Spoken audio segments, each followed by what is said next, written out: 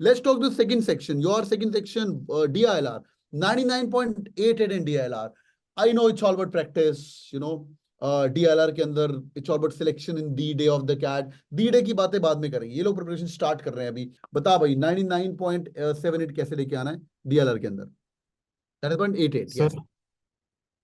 Sir DILR थोड़ा सा tricky section हो जाता है, उसके लिए एक एप्टीट्यूड को डेवलप करना बहुत जरूरी है. सो उसके लिए what I used to do is, सबसे पहले दिन में सबसे सुबह उठते ही I used to solve a sudoku, ताकि एक ब्रेन को स्टार्टर मिल जाए, एक पनीर टिक्का मिल गया, उसके बाद हम मेन कोर्स पे आएंगे.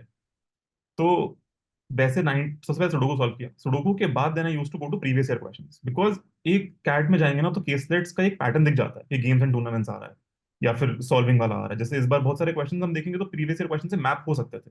Correct. सो मेरा ऑलवेज, क्योंकि I had a very less time, I prepared for both the attempts for in 20-25 days. So I used to go for reverse engineering वाला कॉन्सेप्ट. सो मैं प्रीवियस ईयर क्वेश्चन उठाता था, I used to list down कि भाई ये सारे patterns आ गए 10 साल में, उन 10 साल के सारे पैटर्न सबसे पहले सॉल्व करना. And then since you are enrolled in CAT King, तो वहां पे you can go for boot camps, you can go for mock test. Basically it is all about different variety of caselets, because वहां पे क्या आएगा उस दिन we don't know. So practicing and getting adapt to uncertainty in DIR is the most important key. कि देख के set को डरना नहीं है सबसे पहले, कि होगा कुछ ना कुछ सोल्यूशन वहां पे होगा. सो अनसर्टेनिटी कई बार हो जाती है, वो दूर होगी मॉक टेस्ट दे देके कि इस बार मेरे को चारों में से किसी कोई भी DIR का सेट रेलिवेंट नहीं लगा, या मैंने कभी पहले पढ़ा हो मुझे नहीं दिख रहा, but still we have to solve two cases in that. So that building that aptitude and that temperament to deal in uncertainty is the key मेरे हिसाब से. एक्सेलेंट. दैट्स भाई, ये देखो यूपीएससी स्कॉलर अलग ज्ञान दे रहा है. लोग ऐसा बोलते नहीं, पहले पेपर देखो कहाँ पहुंचना है अपने को, है ना.